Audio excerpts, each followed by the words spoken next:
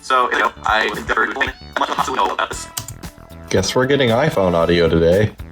Hello! Yet another video where I'm showing my face a lot more than I usually do.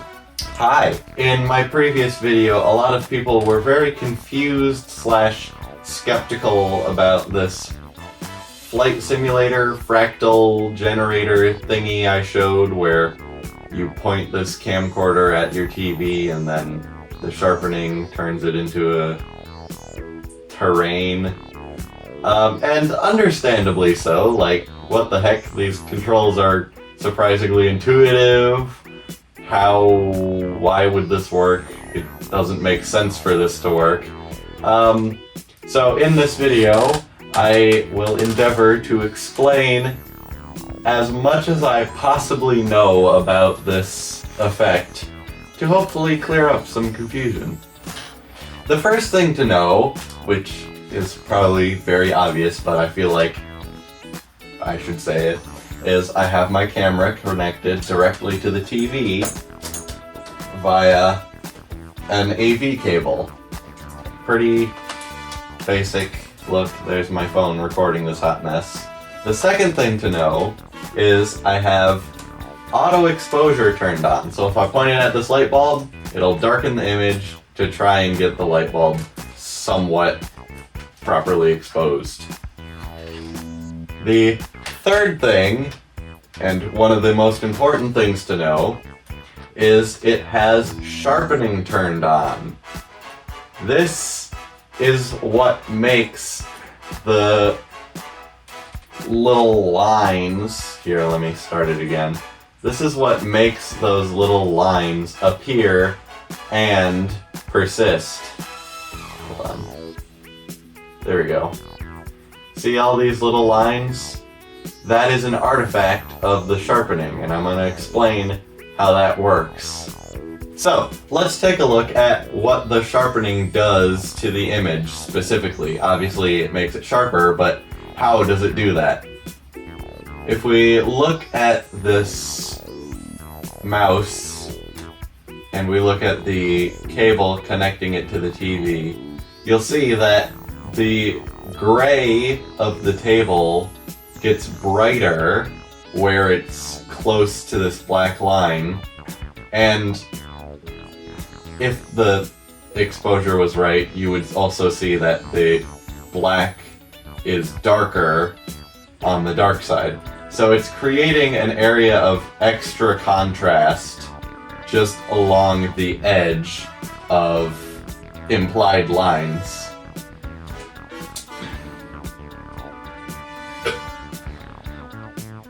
So when you point the camera at the TV, you get this basic shape, and that's the auto exposure you're seeing is making it flash a little bit. So as you zoom in, the sharpening gets exaggerated because it's getting sharpened several times over the farther into the tunnel the image goes. And so that just compounds, and as you zoom in, the sharpening just kind of goes wild. And as you zoom in more, now, where previously each image was displaying its own image slightly smaller, but when you zoom in enough, the image is actually bigger than its previous one. And that causes this sort of zooming in effect where the lines get bigger over time. And now, some people were asking, how come the terrain, once you, get flying and sort of establish it, how come the terrain only appears on the bottom half of the screen? There we go. That is a good question.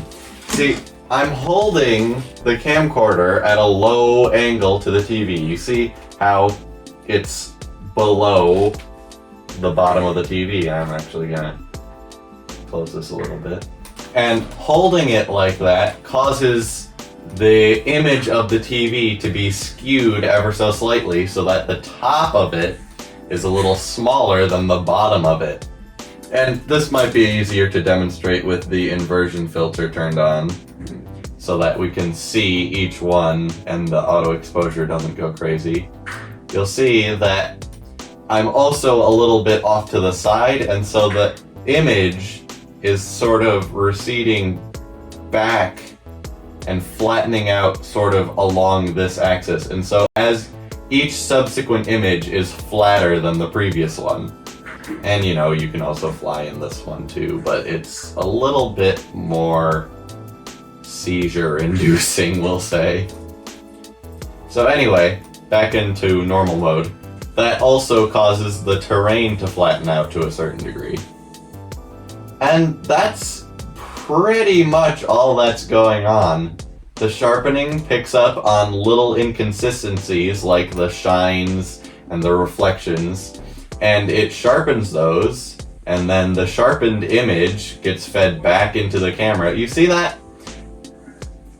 That is one other thing that's happening, is the camera is editing the image just very slightly, because otherwise it would give very flat images. And so it's adding contrast, and so as you can see, normal image, each of these are normal. But you see, as it goes deeper, this is a pretty nice gray, this is pretty bright, it gets brighter and brighter and brighter because the camera is adding more and more contrast because it's compounding.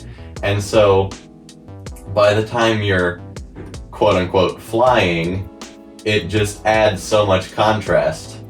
Now it tends to only really sharpen up and down lines, I've noticed.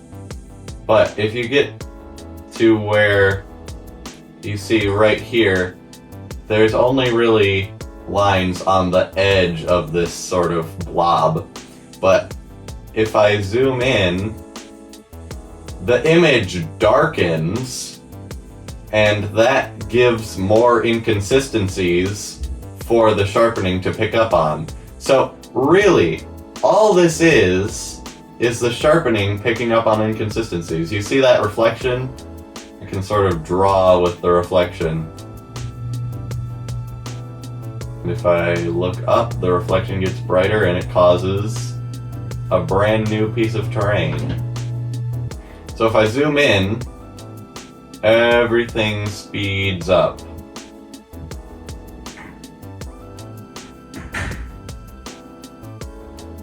If I zoom out again, it slows back down. And you'll notice that when I zoomed in, it looks less like terrain, and the quote-unquote terrain is no longer isolated to the bottom of the screen, because when it's zoomed in like this, it's moving faster, and that causes it to flatten out. It gives it less of a chance to flatten out. But when you zoom back out, there's more iterations, and since each iteration gets warped a little bit, it subsequently gets warped more, and so is flatter, and is perceived as more terrain-y.